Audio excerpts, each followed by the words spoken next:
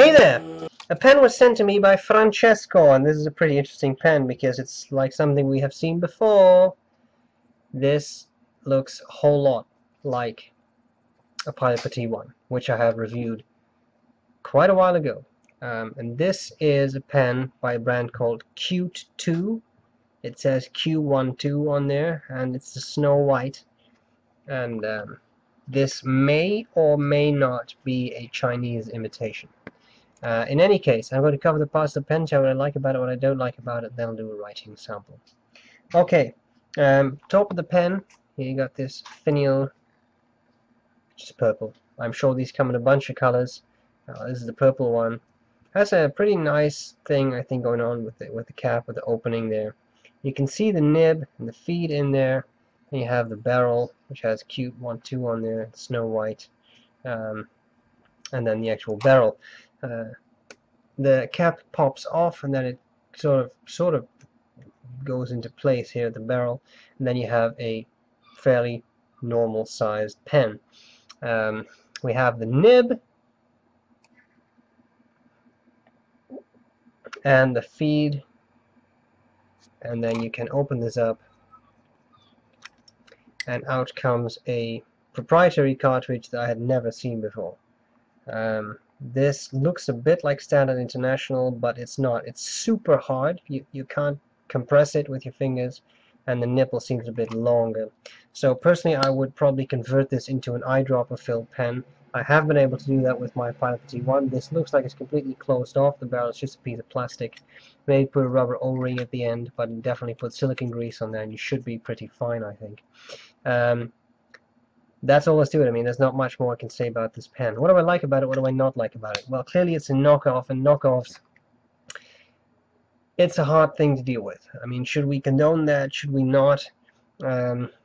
Especially if the pen that's being knocked off is already very affordable. I think I paid $5 or something for my Petit one, and that's no money. So this is undoubtedly even cheaper.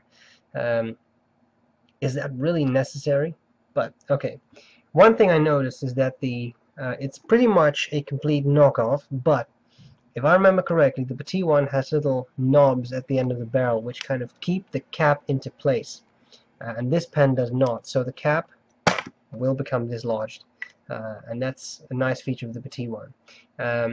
What I do like about this pen is the nib. The nib is actually quite nice. The Petit one nib is quite fine, and this one is a bit broader, so if you like somewhat broader nibs, this is actually an interesting option. You may be able to actually pull this nib out. It looks like you could actually do that and just clip it onto your Petit one, and then you have a somewhat broader nib if you don't want to modify the nib yourself. Plastic clip that will break off. It's supposed to not be a super expensive pen, and they managed to do that. So that's what I like about it. What I not like about it. Let me give you a couple of measurements. As to weight, I have 10 grams. It's 4.1 inches capped. That's 10.2 centimeters. Uncapped, I have 93 millimeters, so 3.65 inches. That's impossible. 93. Well, no, it may be. It's a very small pen. Yeah, that's right. 9 centimeters. That's all right. Section diameter 0.39 to 0.41 of an inch. That's 10 to 11 millimeters. That's it. So a small pen, but a cute one. A pocket pen that you can carry around everywhere, etc. Francesco, thanks a lot for sending me this. Guys, I think we need a writing sample. That's what we're going to do next. I hope this was useful, and I'll see you later. Bye-bye. Okay, let's have a look at this fascinating Cute 2 Snowhite pen. Installed is the proprietary cartridge. So we have the Cute 2 Snowhite, that's how it's spelled, and the proprietary purple cartridge.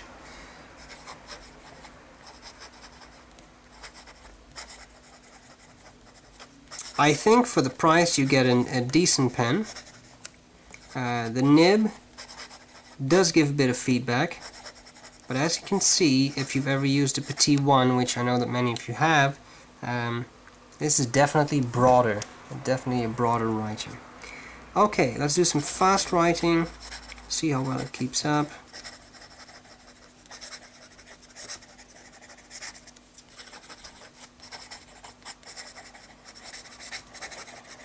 Definitely a bit of feedback, but I think it's a decent performer, and as you can see, ink flow is very consistent, which is nice.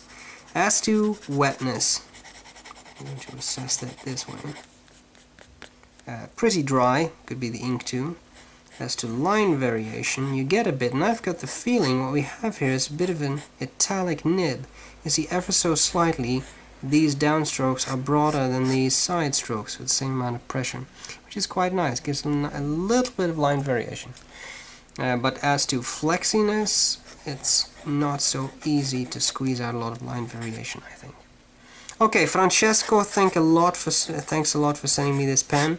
It's definitely an interesting one to try out, and of course a future shootout between this and the Petit 1 is planned.